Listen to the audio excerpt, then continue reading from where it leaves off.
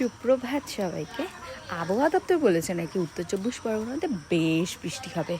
তার মানে কি বলবো, একদম যা বলেছে একদম মুখে সে কথা ফলে গেছে। সকালে উঠেই টুপুস টাপাই শুরু হয়ে গেছে। তো এখন কথা হচ্ছে যে বৃষ্টি যদি হয় তাহলে তো একটা চাপের ব্যাপার। শুধু নর্থ চব্বিশ পরগনা 2 মেদিনীপুর মানে আর কি দক্ষিণবঙ্গের দিকে বৃষ্টি হবে। আর সমুদ্র উপকূলবর্তী, কিন্তু নর্থ চব্বিশ পরগনা কোথা থেকে সমুদ্র উপকূলবর্তী জানি না।